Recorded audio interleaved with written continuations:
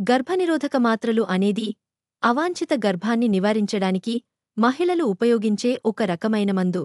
ఇవి హార్మోన్లను కలిగి ఉంటాయి. ఇవి అండోత్సర్గము జరగకుండా నిరోధిస్తాయి లేదా స్పెర్మ్ గర్భాశయంలోకి ప్రవేశించకుండా నిరోధిస్తాయి. మార్కెట్లో చాలా రకాల గర్భనిరోధక మాత్రలు అందుబాటులో ఉన్నాయి. అయితే బాగా పాపులర్ అయిన వాటిల్లో ఐపిల్ కూడా ఒకటి. ఐపిల్ అనేది అత్యవసర గర్భనిరోధక మాత్ర. ఇది అసురక్షిత సంభోగం లేదా గర్భనిరోధక వైఫల్యం జరిగినప్పుడు గర్భం రాకుండా నిరోధించడానికి ఉపయోగపడుతుంది. ఐపిల్ వాడటం వల్ల కొన్ని లాభాలు ఉన్నాయి. ఐపిల్ ప్రధానంగా అవాంఛిత గర్భధారణను నివారించడానికి ఉపయోగపడుతుంది. ఇది అసురక్షిత సంభోగం లేదా గర్భనిరోధక వైఫల్యం జరిగిన 72 గంటలలోపు తీసుకుంటే మంచి ఫలితాలు ఇస్తుంది. కండోమ్ చిరిగిపోయినా లేదా గర్భనిరోధక మాత్రలు వేసుకోవడం మరిచిపోయినా ఐపిల్ అత్యవసర పరిస్థితుల్లో గర్భాన్ని నివారించడానికి సహాయపడుతుంది. ఐపిల్ చాలా మందుల దుకాణాలలో సులభంగా లభిస్తుంది.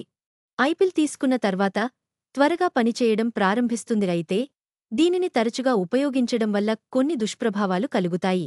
ఐపిల్ తీసుకున్న తర్వాత మీ ఋతు చక్రంలో మార్పులు సంభవించవచ్చు. ఋతుస్రావం ఆలస్యం కావడం, ముందుగా రావడం లేదా ఎక్కువ రక్తస్రావం కావడం వంటివి జరగవచ్చు. కొంతమంది మహిళలు ఐపిల్ తీసుకున్న తర్వాత వికారం, వాంతులు అనుభవిస్తారు. ఐపిల్ వాడటం వల్ల తలనొప్పి, మైకం కూడా రావచ్చు. కొంతమంది మహిళలు ఐపిల్ తీసుకున్న తర్వాత కడుపు నొప్పిని అనుభవిస్తారు. ఐపిల్ వాడటం వల్ల రొమ్ము నొప్పి కూడా రావచ్చు.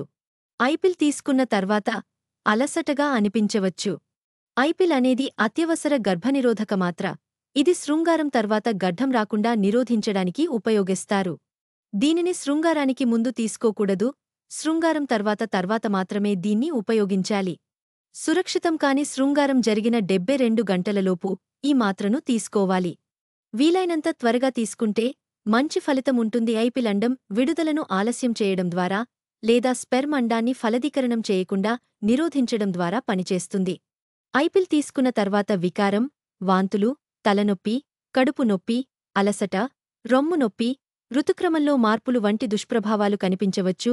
ఐపిల్ను తరచుగా వాడకూడదు. ఇది సాధారణ గర్భనిరోధక పద్ధతి కాదు. ఏదైనా సందేహముంటే వైద్యుడిని సంప్రదించడం మంచిది.